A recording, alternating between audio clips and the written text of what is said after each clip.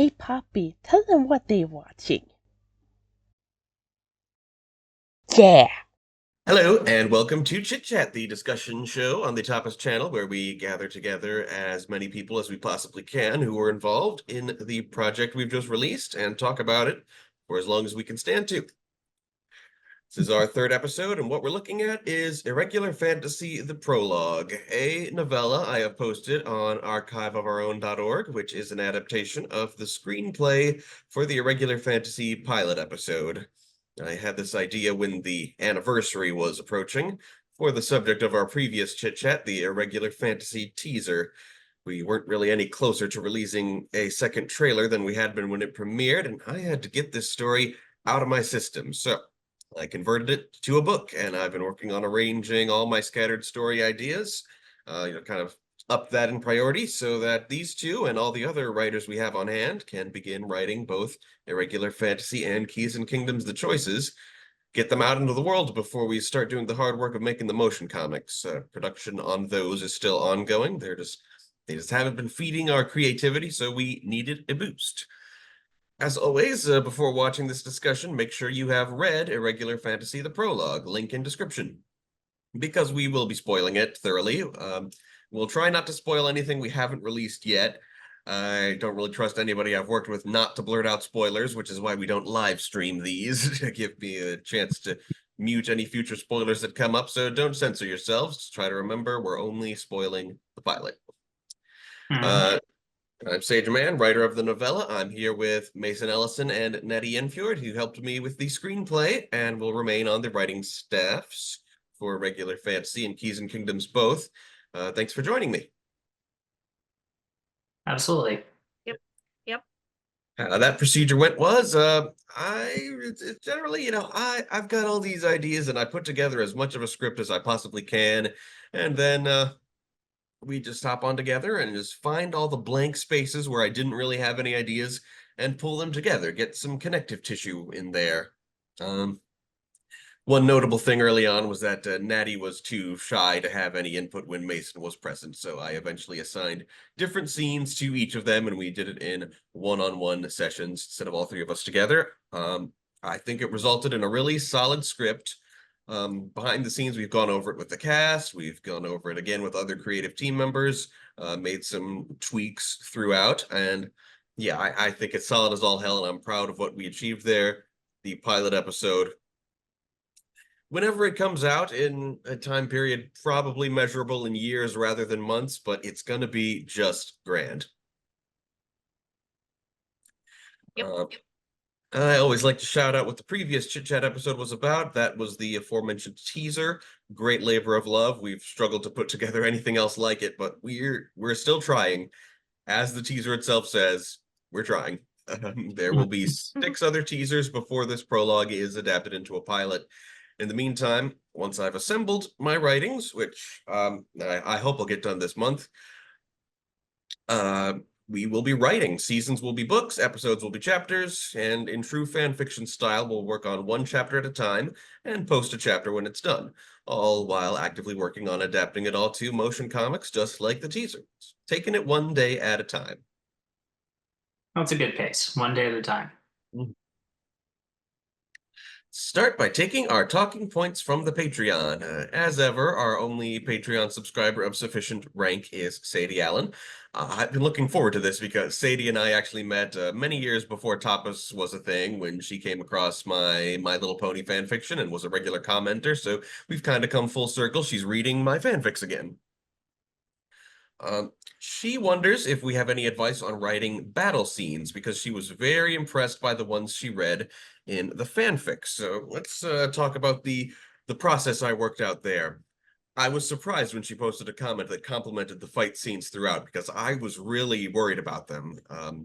Action's never been a strength of mine, and in the screenplay, all that's really said about the action scenes is how they get us from point A to point B, because in the storyboarding process, we're going to try to consult a choreographer who can fill in all the really cool stuff. And for this book version, I had to improvise a bit, fill in something that was there but wouldn't undermine whatever the future choreographer eventually decides.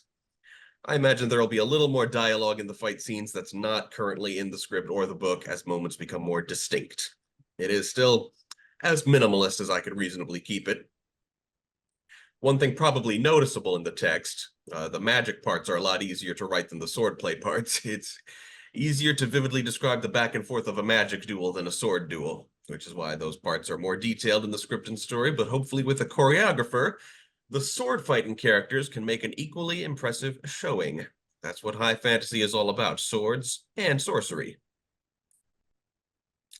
I The will say this real quick about what I read when you were turning this into more of a novel approach. Hey, I got to use that literally for once.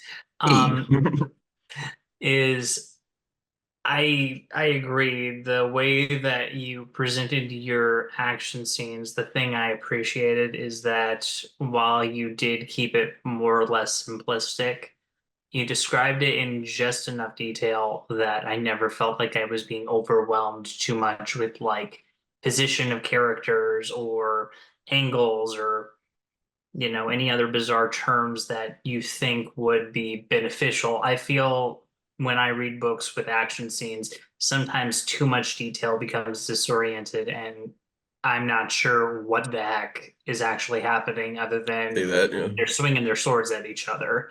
So that was the thing I appreciated is that you kept it simple without skimping on some detail.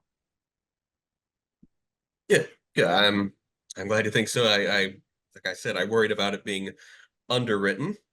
So but yeah, maybe that worked to its benefit. Sometimes, sometimes minimalism comes from just a lack of budget and it works out really well. So I think something Well, similar happened and here. again, I think it worked very well for the medium, not the medium you're going for, which again is, you know, written description. Yeah. When we go for more visual styles, then we can really jazz it up. But Yeah. there's a difference between reading the action and trying to picture it in your head and seeing the action, which is Yeah, laid out. It absolutely. can You be wouldn't interesting. want every blow in the written form. Mhm. Which is why the adaptation is going to expand it. Now we're kind of adapting our own work now in Exactly. the motion comic format. So while scripting, I developed a process. We made the decision that choreography comes later, but as writers, we still need to know the flow and outcome of the fight scenes.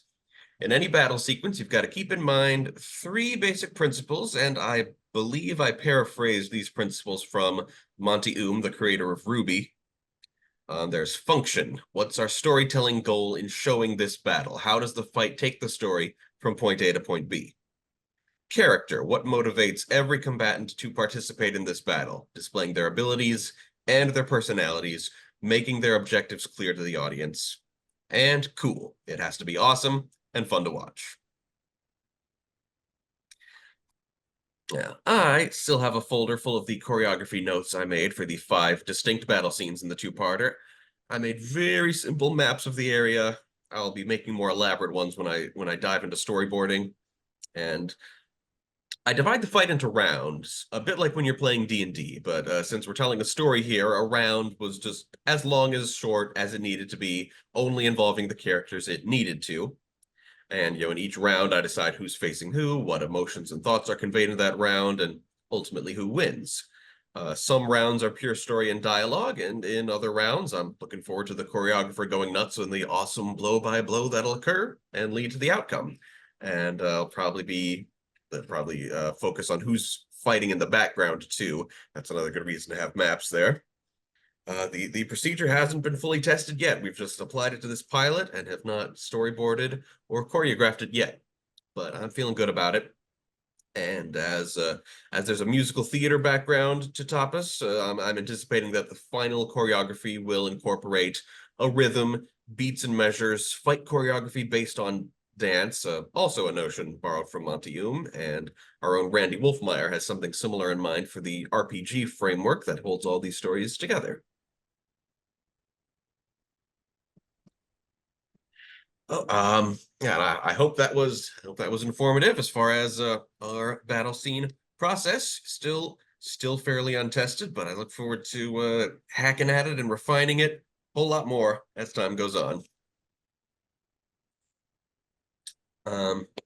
And how I'm going to do this is kind of a book club format. I'm going to go one scene at a time, and you guys just cut in with how you feel about the scene, what you might remember about writing it, and I have, some gaps in here prepared for just kind of where I go silent.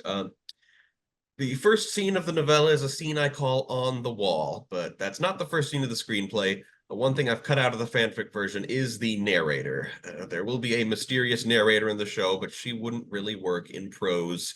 So the input she gives at the beginning and end of every episode will be completely absent from this literary version and be a new thing for the motion comic. On the Wall itself, of course, opens with a big, fat red versus blue reference. Naty and I are longtime Rooster Teeth fans. Rest in peace to that particular entity, such as it is. Yes. Yeah. Also, if I may, with the recent when Rooster Teeth is completely defunct, it will also pay a little homage to one of the most iconic lines in their history. Yes, indeed. Those iconic first four lines of Red versus Blue is what we started with, and we mixed it up from there. The Hamlet bit, the questioning of the Palisade. This was right at the beginning when all three of us were working together. And a huge triumph came early on when I wondered, okay, what should the sergeant call these two guys? Dirtbag seems too obvious. That's what Sarge always says in Red versus Blue. So I asked Naty, big RVB super fan, okay, what else does he call them? What else he got? And the first thing she said was knuckleheads, maybe? And that just floored me. I had no memory of Sarge ever calling anyone a knucklehead, but these guys are guarding Icehaven. Icehaven is something of a parody, or at least an allusion, to Icewind Dale from Dungeons and Dragons. And what's the economy of Icewind Dale based on? Fishing the knucklehead trout. So I had the sergeant call them knucklehead trouts, and that all came together just super perfectly. Yes. And for the matter of fact, Sarge do call them knuckleheads in season 3. It's very easy to miss, but for a long time Rooster Teeth fan, it's important that I remember these stuff. Yes. I have a lot of trouble remembering Red versus Blue for some reason. I've seen it a few times, but just the quotability is just kind of lost on me for whatever reason. I enjoy it, but it doesn't stick with me. There are some lines that always live rent free in my head, but I'm ashamed to say I can't remember every single insult that Sarge has ever given, because he's given a lot. That's definitely why I asked Naty directly. What else is in his arsenal besides dirtbags? Yeah. That was pretty fun. All right, next scene is called Ted Attacks the Caravan, and as you might imagine, it was a lot harder in prose to conceal Ted's name until he gives it out. He's just the warlock for all of part 1 and much of part 2.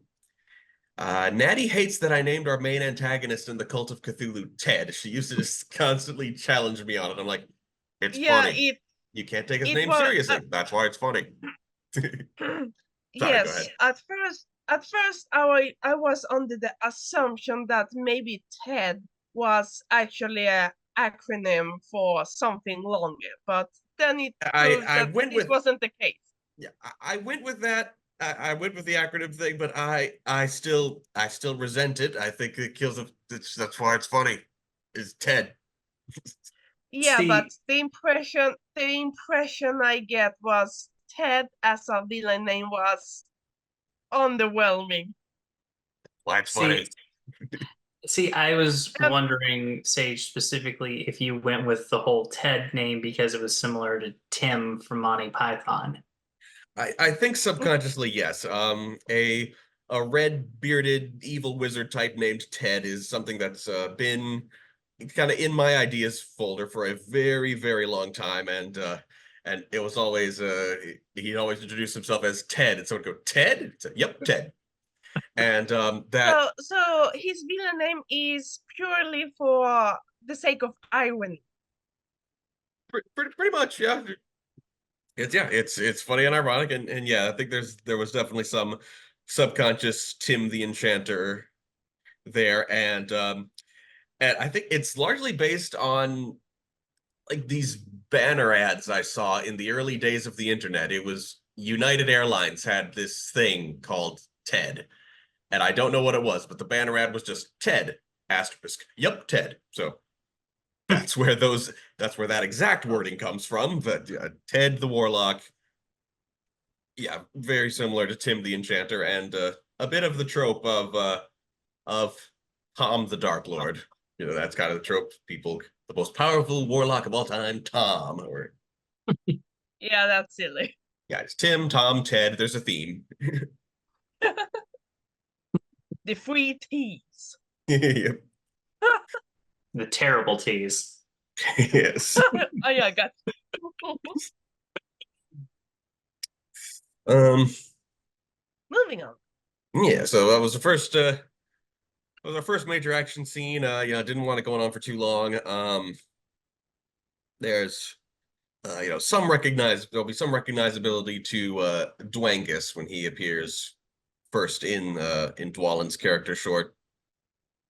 Otherwise, it's a fight scene I wanted out of the way quickly, both for efficiency of the story and for the sake of brutality, to show that these orcs and this warlock are to be taken seriously. Yeah. The next scene is our first real quiet and thoughtful scene where we at last meet some of our main characters, Lambert, Drock, Mordecai, briefly Kairos, and it all takes place in the inn owned by original characters Joni and Tenri. It's not mentioned in the book. In the comic, there'll probably be a sign. The inn is called the Roly Poly Fish. It's a reference to some old novelty song. I don't know. So let's talk about what we learn about our heroes here. Help me out, I got nothing. Well, the biggest thing I like is first and foremost, you are establishing the bonds between these characters, or the bonds that will eventually be made, specifically between that of Lambert and Trock. The idea of who they are, why they're there, and why they're traveling together. I thought you did a very excellent job doing that while setting up the introduction of Mordecai and Kairos eventually. I thought the biggest thing I was really impressed with is how, in writing it, you really made that location feel like a real tavern where all kinds of people were, and spending their time there in between quests and adventures and all that. So I really have to give you credit, because it felt occupied, for lack of a better word. It felt like a busy tavern with a whole bunch of stuff going, and while Lambert and Drock are in their precious little world, they wouldn't notice someone like Mordecai right away anyway, trying to steal their stuff. The tavern is a huge cliche of where adventuring parties start. In the comic, they actually meet on the road, but then in flashback, they meet in a tavern, because even when it's not true, it's still true. And so yeah, that was an important one for me. Be that that this adventure should start in a tavern, just to establish that in some ways this is. I don't think of it as a spoof of fantasy, but I do. It's definitely a comedic one, and just by trotting out the cliche right away and acknowledging that. I mean, again, the location isn't what I was really focused on, though.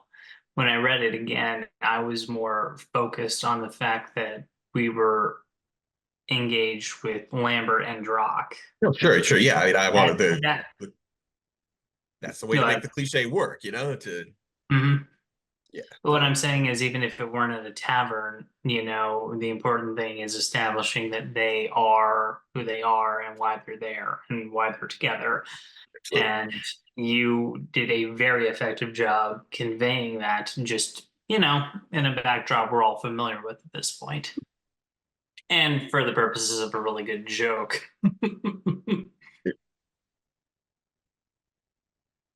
Which joke in particular was that? The whole pint joke. Yes. Pints. Gallons, yeah, that's a classic joke from the comic, and the signature drink that each of the six main characters has is going to be a huge motif going forward, I think. Okay. Next scene, in which we're introduced to Alvissa and Sivid and then Dwalin. All the irregulars are seen together in one place for the first time. I called this scene Adventurers Assemble. Yeah. So talk about the existence of Sivid. I wanted some romance in this story.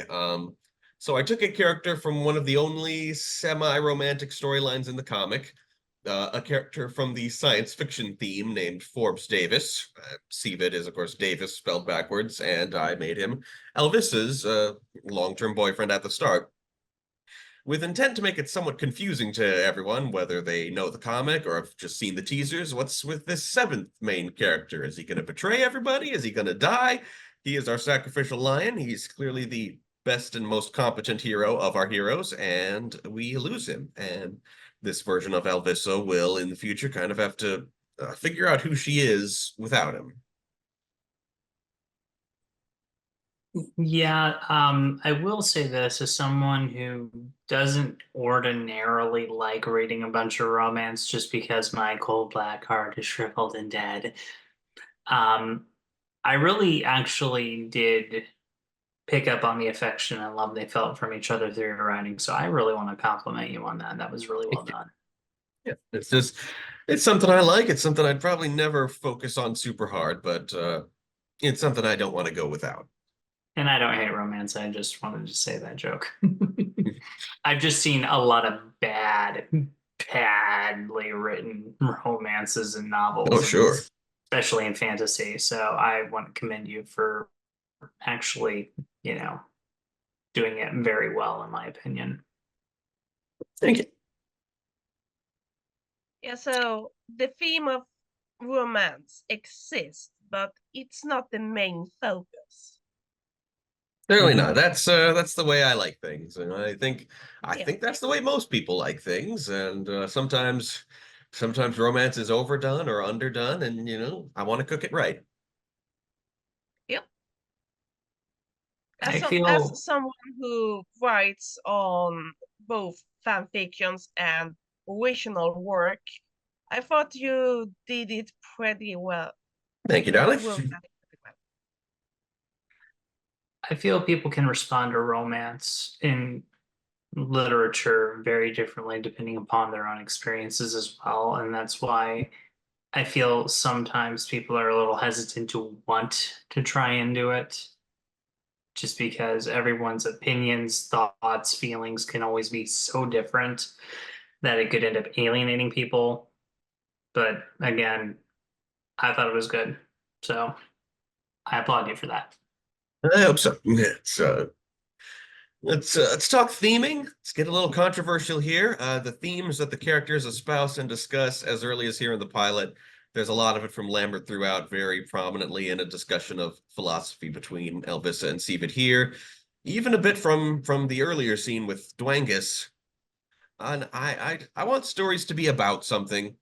And as the crown of power from the source material already has a theme of racial harmony to it, I just want to discuss the racial inequalities of the typical high fantasy setting, tolerance, and I'm gonna say it, my works, everything I write, it's gonna be woke because that word means awake, and if you're not woke, you're a sheep or perhaps a lemming and have no business living among humans. That's just my position, and I seek to fight for it. And philosophy is something of a recurring theme from Alvissa's character in the comic. She studies old elvish philosophies, and I wanted to introduce her with a little debate on the subject. I was kind of aiming for Confucianism versus Taoism, which is a lot like D&D's themes of order versus chaos. I'm not going to claim any of my messages or philosophical positions are done well, but I have to do them because if a story doesn't have themes, I find it to be just kind of a meaningless hollow husk, and I wonder what it's here for. Here's funny. What I found a surprising challenge, Alvissa is here pre-character development, arguing for conformity and tradition, which I oppose and which isn't very bardic of her for being a bard. and having Sivad be on the opposite side, which is individual freedoms, was really hard because at least here in the United States, the conformity and tradition and fascism side claim that they're on the side of freedom. So it was hard to speak on the subject without using their language. But my freedom, you know? They want the freedom to discriminate, shoot up schools and nightclubs, spread airborne disease, and enforce religion. In short, the freedom to infringe on other people's rights. An individual has the right to swing their fist around. They don't have the right for it to collide with someone else's nose. The freedoms I support are the freedoms to not work yourself to death, to find joy in life, to be what gender you are, to not be shot to death in a school or a nightclub. Life, liberty, the pursuit of happiness.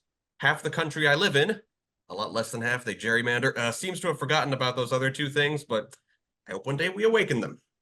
I will say this, both sides gerrymander. That's why we currently have an insane person representing this district. Just wanted to say that. Fair enough. I mostly agree with you on your politics. I just like to call out both sides when they're being stupid. So that's all I'm going to say on that. Fair enough. I'm not heartless enough to hope the followers self-destruct along with the leaders. I just hope they kind of come around, wake the fuck up. I just hope everyone just stops being jerks to each other. Yeah, very much. That can happen, but I would like that. Yeah, I don't know. I don't know where I'm going with this. I don't know where this country's going, but I'm just here trying to stay alive and to, not be a coward about that. It's pretty much that's why I do my best to get that woke content into my stories, because I don't want to hide. I don't want to be a coward. I want to be a warrior. By all means. Okay, that was kind of exhausting, actually, to get all that off my chest. Okay. We're good to move on to the next scene, the Hall of Dworin, which we meet King Dworin and get our short-term quest for the duration of the pilot. By this scene, I think I was working with just Mason. Here's a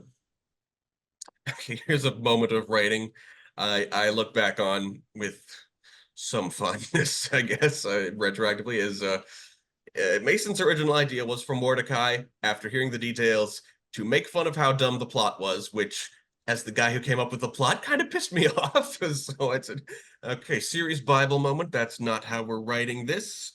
And that's established a good policy. When we poke holes in the story, we're not going to do it in the story. We're going to fix them so they were never there. And there were no holes in the caravan story. It was just fine. Mm-hmm.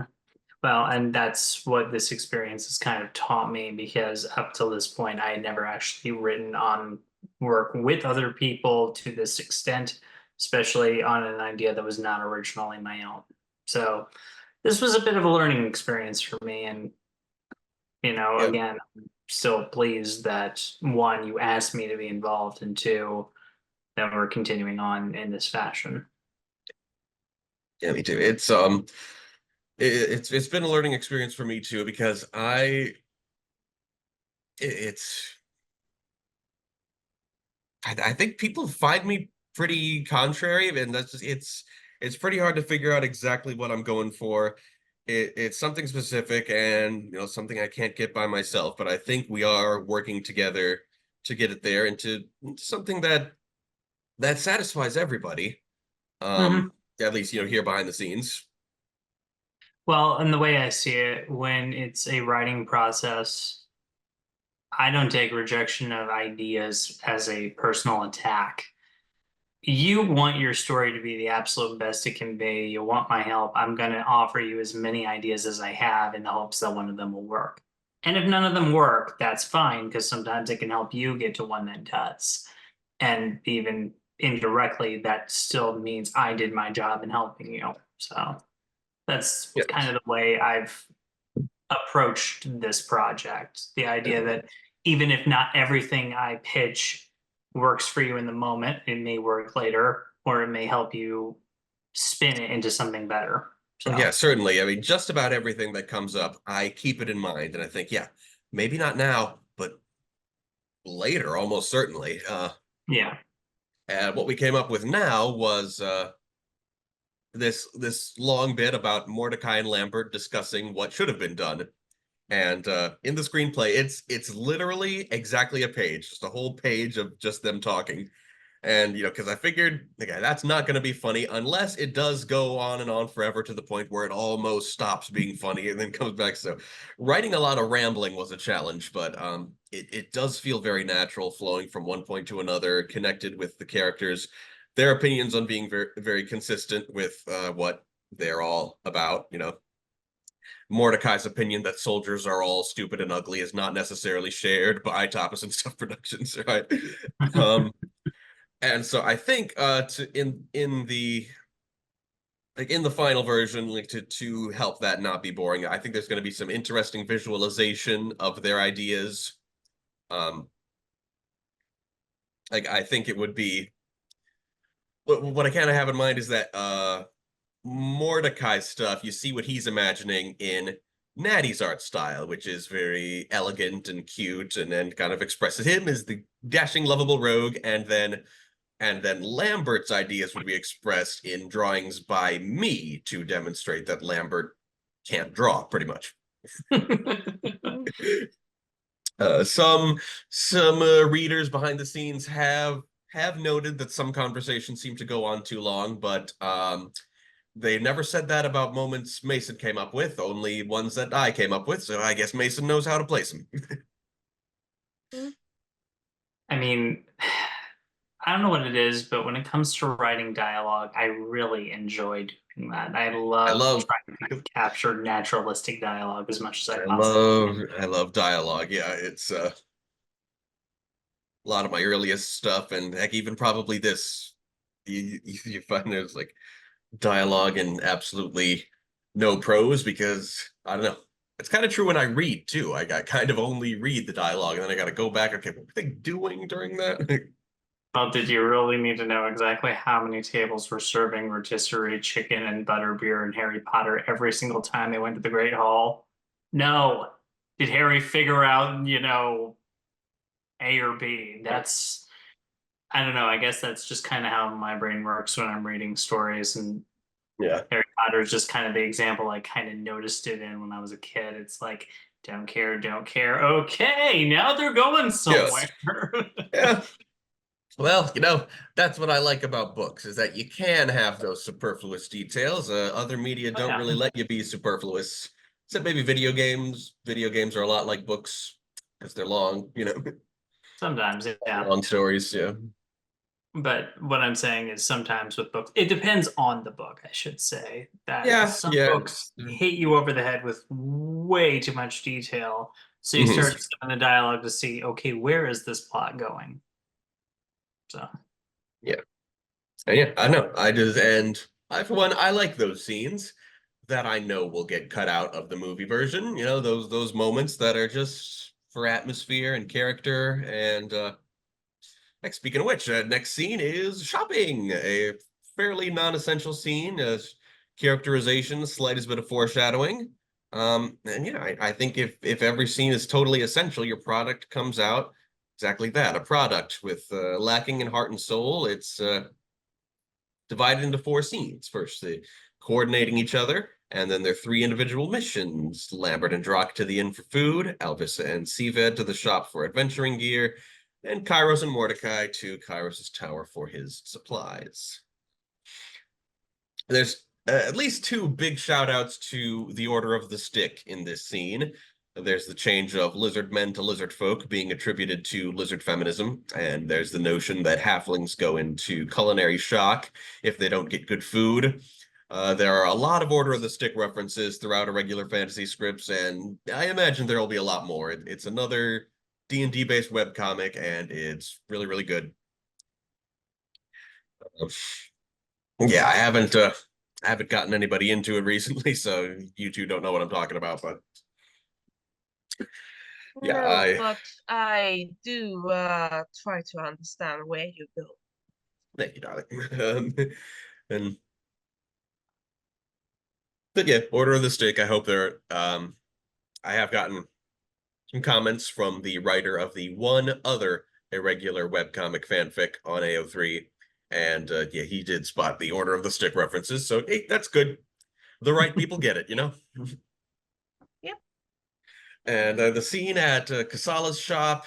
It's a lot of populating Ice Haven was connected to the characters of East Haven at the beginning of the first Icewind Dale video game, which in the very first Tapas project we dubbed over their voices, and so I based a lot of Irregular Fantasy characters on those performances more so than the Icewind Dale characters, and Kasala was one of those.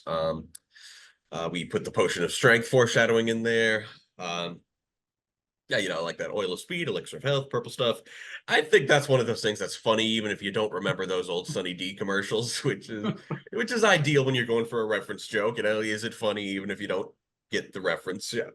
I mean, even though they stopped airing those commercials by the time I was born, even I knew the references to purple stuff because they were still making fun of it. Yeah, So, there's that. Yeah.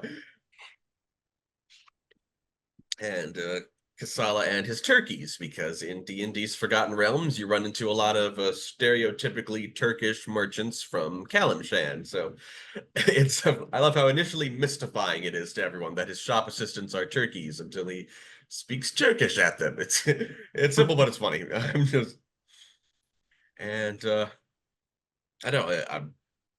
I'm proud of the jokes in this scene. There's the one about the ridiculous amount of historical pole arms found in earlier editions of D&D. So, joke's so old, we didn't even tell it properly, but you know, people who have been into D&D for a long time will get it anyway. That's how old it is, I guess. It's listing jokes, I guess, at this point. I was about to say I did not get that joke, but then again, I've never played D&D.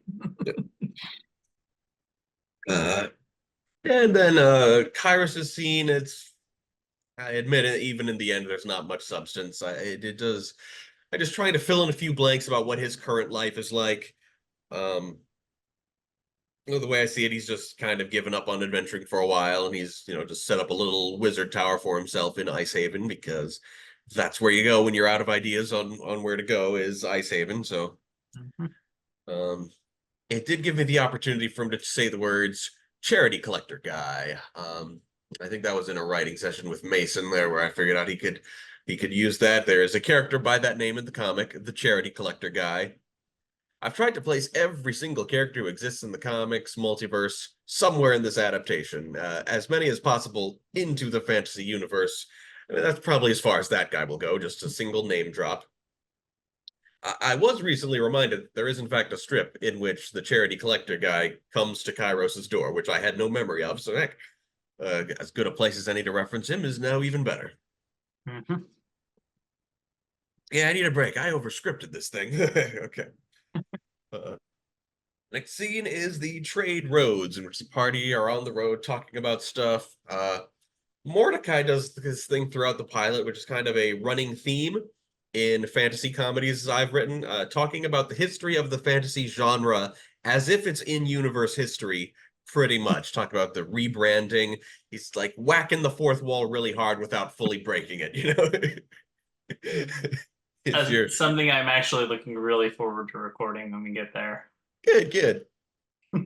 Yeah, you know, if you're going to be making a universe where the characters are at least partially aware that they're in a world based on a framework of role-playing games, gotta establish that early on, or it'll be weird when the jokes that fully break the fourth wall pop up.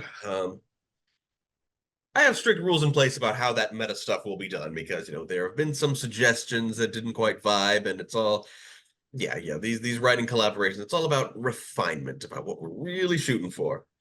Mm-hmm. And, you know, plot happens, find the caravan, track the orcs. They have their first fight scene together, and the theme of which is it goes horribly because they don't know how to work as a team yet. Best exemplified by the end when they all die in one of Kairos's fireballs. Bringing us to the truly iconic part. So, let's see, any other thoughts we have before we get to the infinite featureless plane of death? Not so much thought, but it's more about I need to get more light as I live in a different time zone and it's getting dark. Okay. Give me a moment. Okay. Sure. Right. Punch it. Okay, all good. Yeah. On the infinite featureless plane of death, we meet Death of insanely overpowered fireballs. Arguably the main character of the entire comic. In a scene that very much goes the same as it did when Fireballs made his first appearance in the comic, Mordecai tricks him, and he gets his demotion. I did change a bit of dialogue. I added a bit of context to the book version here that wasn't in the script, because the script assumes that the audience met Fireballs in Kyros's character short. Still works even if you hadn't, but it just cuts out a bit of context that was explained there. So I put that back in. And there's a bit in the way of tantalizing, overarching plot stuff on the head death's part of Kairos having a destiny that the death and fate departments wish to avoid. That notion will carry us through the entire Irregular Fantasy storyline. Ties into some plots from the comic, but it's definitely new to this version. It's definitely been a lot of fun to be introducing the death department to people who wouldn't otherwise be acquainted with it, because it's a super unique idea from the comic. I'm trying my best to do it justice, because it's very different from the kind of thing I'd usually write. I like internal consistency, and the notion of Grim Reapers is kind of not that, but I'm trying to be faithful to the comic, and it's stretching my writing muscle for sure. I have to say, when you first explained the idea that each cause of death has its own specific death, as you say, that was one of the things that really actually got me very interested in this whole thing. Yeah. The idea that there is no death for something until somebody actually dies of it. Yep. I just think that's a really, really cool idea. Yeah. I like it. Yeah, it's what's up? Yeah, fusing the concept of death along with something so mundane as bureaucracy. Bureaucracy, yeah. It's a pretty clever thing.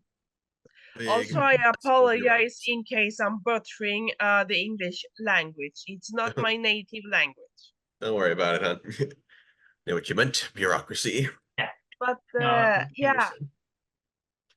it has gotten the whole thing about the different death departments has apparently gotten positive feedback.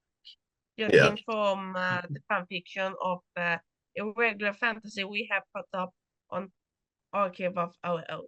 Yep, comments there, and I was actually worried that people wouldn't like this concept. I was more concerned about it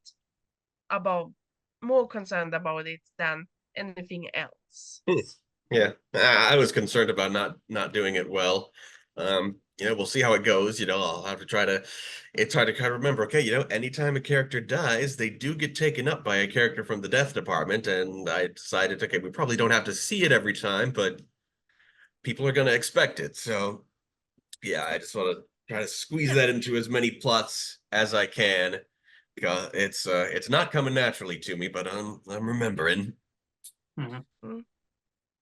Yeah, it's definitely a super unique idea from this comic. It's inspired by Death from Discworld, which I have not read, but I'm pretty sure there's still only one Grim Reaper in Discworld. So the department as a whole, super unique, original idea, which I'm gonna try my damnedest to do justice. And yeah, just fitting in this whole thing with Kairos's destiny is definitely good start on that. People are intrigued. And I call the final scene of part 1 Endless Blackness. Our heroes awaken after outsmarting death, and over the foothills we reveal that Ted's master is none other than Dread Cthulhu, who appears in the comic as a recurring enemy to Steve Irwin and has never once tangled with the fantasy crew. I knew we needed a big bad, and Cthulhu was ideally placed for part 1 cliffhanger, and to be the big bad evil guy of this tale.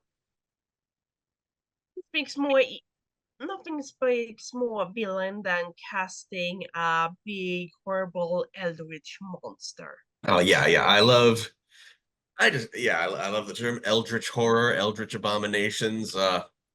That appeals to me, and yeah, it's having Cthulhu himself in the comic was a pretty good excuse to use that as a villains and examine his motive. Definitely, a more knowable motive than he would have in a traditionally Lovecraftian story. Well, and it helps that out of all the Eldritch horror, Cthulhu is easily the most famous. I mean, It certainly is. I knew who Cthulhu was before I knew who H.P. Lovecraft was. So, what does that tell you? It also helps our case that the concept of eldritch horror is the hype is very big right now. Mm-hmm. There's a lot of Naty's deep into that fandom of general eldritch horror audio podcasts. I think that became a big thing during the pandemic. We dipped our toe into that with Better Yet, and it helps that aberrations have been a part of D&D from the beginning. You got your beholders, your mind flayers, you're basically the fantasy genre version of space aliens. So Cthulhu himself fits right in. Yep. I mean, even South Park makes reference to Lovecraft's works. So. Yeah, the whole Cthulhu. Yep. Can't put Cthulhu in a T-shirt anymore. It's a South Park thing now. Okay, well, that was okay. 30-second cat break. Tell me about it.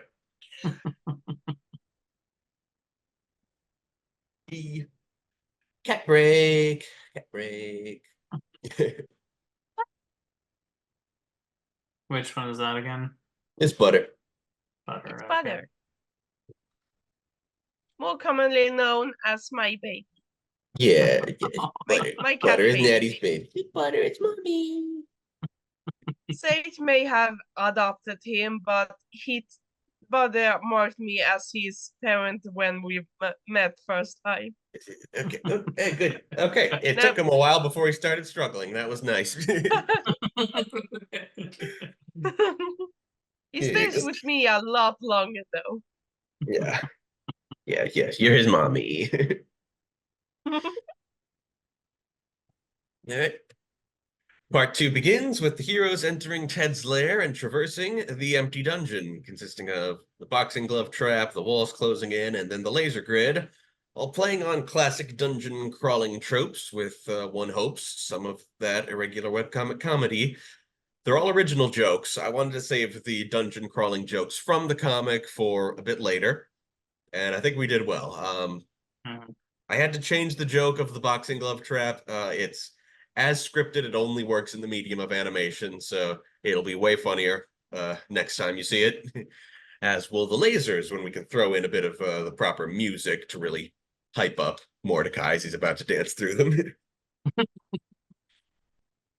I remember when we were discussing that scene, you wanted more ideas for booby traps, and I was thinking of them, but my problem was how complex are we able to make some of them, Because there's so many booby trap ideas that have been done to death. Some are really good, some are kind of lame. The idea that it felt like everybody has done the Indiana Jones boulder chase, for example. Yeah. And so it's like, which ones would be, I don't know. It seemed like we were kind of spoiled for choice for like, which ones could we do differently, which ones could we do well, and which ones could we not do at all. So I like what we ended up with. Yeah. Gosh, was the boxing glove? Was it your idea? I don't remember anymore. No, the boxing glove was your idea. Okay. My idea was the spikes. Okay, yeah. Yeah, we didn't go with spikes, but you gruesome. That was my idea, at least. Yeah. Yeah, spikes, I think. Yeah, I'll probably change it to walls closing in. Yeah. I don't really remember the process, but it got us a good dungeon I crawl came up with scene. something, and then we came up with something better. That's fair. That's fair. Just a little. We built on top of it, and Point is, booby traps are fun. Yeah, and yeah, in any process, you shoot down a lot of things, and what you end up with was the best you got, Mhm. and as this is a series, there's definitely plenty for later. I don't remember any of those from this particular scene, but I probably wrote it down somewhere. Somewhere, yeah. Um, Next we have the Battle of the Hall of Dworin. Part two is basically all action scenes. And after the more adventure-oriented dungeon crawl, it's all fight scenes from there. Um, Writing them into the prose version was difficult because the fine details of the battles aren't in the script, but Sadie said the battles in the book were really thrilling and wanted to know how we did them, so that was good to know. Thinking about a couple of other things cut out of this literary version, which will return once we animate the script, just stuff that I knew wouldn't really work in the novella. One is the dwarven attendants of King Dwarens I've alluded to a few times previously, who are based on Aaron's former process for getting into character as Dwalin. I stand by that they're the funniest thing ever, but they're definitely not funny in prose, only audio. So I don't have them say anything. They're only barely alluded to being there at all. They're just there for the joke, and you'll still have to wait to find out what that joke is. And here's a good story. There was incantations. We're going by D&D rules in which casting a spell requires three components. How many of the three depends on the spell, but for most spells, it's all three. A material component, object to focus on, which can be anything from a pinch of sulfur and calcium for a fireball spell to a whole big bushel of diamonds for bringing someone back from the dead. A somatic component, having at least one hand free to do some intricate magical gestures, and a verbal component, speaking an incantation. And the first thing we realized in trying to write scripts set in this multiverse of game settings was that no matter what we use for the verbal components, it gets annoying really fast when spellcasters are shouting incantations every few seconds.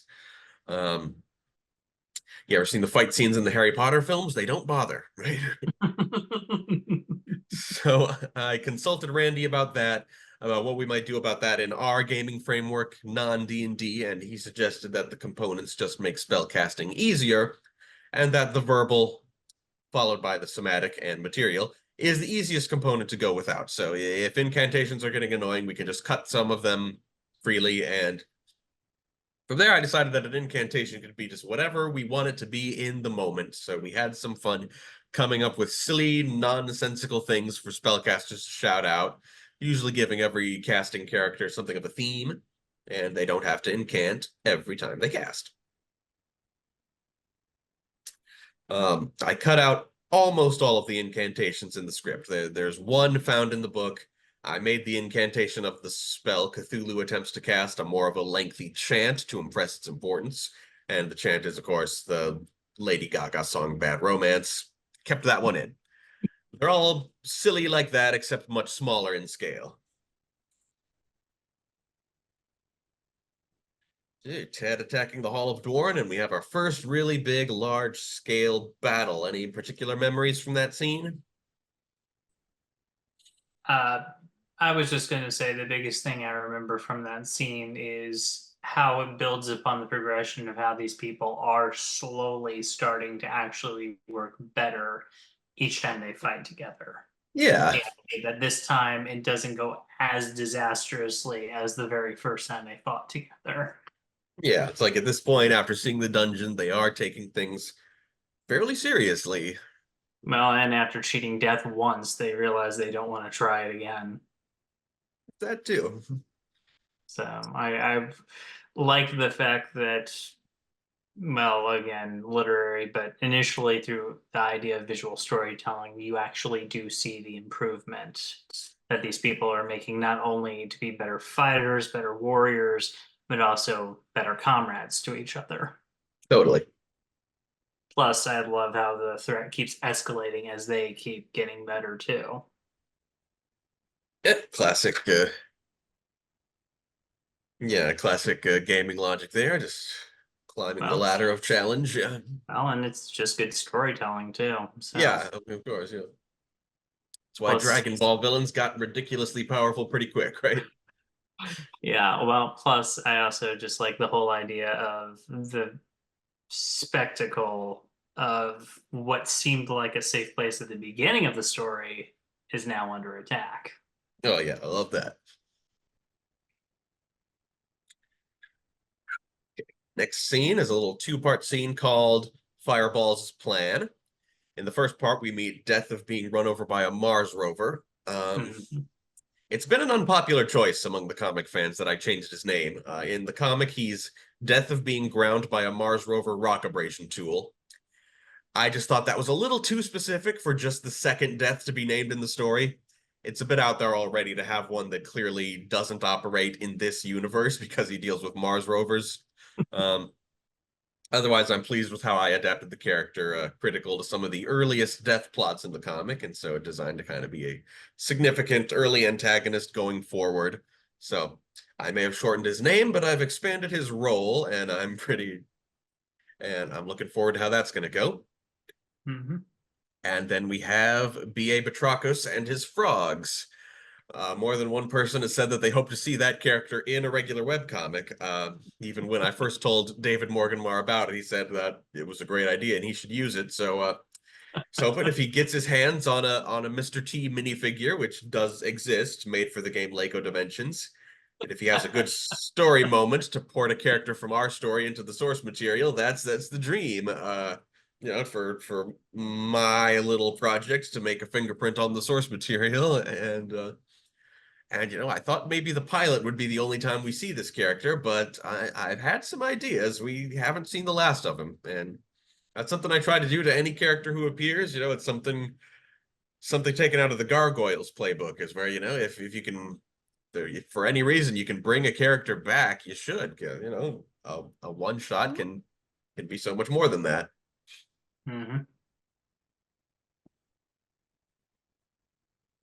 The tunnel battle scene introduces Ted's 4 lieutenants, Musgar, Adalio, Iriel, and Krodak. We needed some heavies, some antagonists other than Ted himself to be more personable than legions of orcs and goblins to just be cut down. These 4 guys take up that task in the upcoming final battle after we take a moment to introduce them here.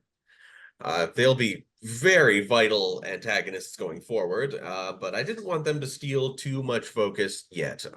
I think they made a decent showing, and the audience at least knows that they're around now. I would agree. I think they make a good first impression, and their interactions early on automatically, I wouldn't say endear, but definitely. Yeah, there's some good villain banter that definitely wouldn't have been as good if they'd just been totally generic. The vibe I kind of got were sort of Tylee and May from Avatar: The Last Airbender. The idea that Azula is clearly the main threat, but the people who are directly under her are sometimes just as interesting and just as fun to watch. Yeah, and dangerous in different ways too. That too. And then the final battle of the prologue, the climax at the Black Portal. It was a ton of fun to map this out. I'm sure there'll be some great choreography later on. As mentioned earlier, Sived and his transforming weapon and strength potion, of course, is the MVP here. The weapon that Musgar got away with, that'll be a big plot element going forward. And his death signifies that this story is for realsies. And I'll mention, to vindicate those who may have noticed, his line, who can tell me what foreshadowing is? It's a line I say all the time, and is, of course, something Professor Snape said in Team Star Kid's first Harry Potter musical. I'm a big Star Kid fan, and I dream of, not working with the team per se, but many of their current and former members individually whenever I can find a role to cast them in. And one more key player simply had to be introduced here in the pilot, none other than Death of choking on a giant frog, with a character, a role I knew Mason would be playing even before he ended up playing Mordecai. So it's a character we've discussed a lot, developed the voice. To not spoil the nature of that voice just yet, but I'm not going to, but I will say I really love this character. So he's the rival. He's not the Doctor Doom to Fireball's Mr. Fantastic so much as he's the Newman to Fireball's Seinfeld. I would say that's correct. Yeah, they're workplace rivals, and which just gets a lot more evil in their particular workplace. Yeah, so it was fun to introduce him at just the most random moment that is faithful to the comic, I will say. Is you expect a frog to sit on someone and then Cthulhu ends up choking on it. So yeah, great introduction that I could place in the middle of this huge hectic battle, make it even better. Call the next scene The True Quest, in which we reunite with King Dwarren and get the series' actual plot, one adapted from the comic. Now, in the teaser, the directions given are the same as in the comic, in which the quest leads mostly westward, across the Orcrift Mountains, into the Swamp of Terror, and so to the Golden Citadel. In our story's version of the world map, it's mostly south and then east. We mentioned the Elysian River that precedes the Orcrift Mountains in both versions, and I added crossing the Great Sea of Storms as an additional step of the journey. And that journey will take up 3 books, and those 3 books will go back to being seasons as we adapt our own work. Yep. And I keenly remember working with Naty on the stuff that the characters talk about as they walk away. And yeah, that helps because it's the very last time we see the characters in the prologue. So last time for who knows how long, and yeah, it was just important to just grasp their mindset at that moment where they're beaten down, but they're optimistic. Yeah, it was Mason who helped me get the narrator's perspective on that at the very end or later, but it was with Naty that we got our last glimpse of the characters. Mhm. And Yep. the final proper scene gives us the status quo of the 4 Death Department characters we've met so far, plus Cthulhu. And after that is a 3-paragraph ending, which will be a much more major philosophical scene when accompanied by the narrator that we cut out. I did my best to have it say something and mean something without being a montage, because a montage doesn't really work in literature. I settled for keeping it nice and simple.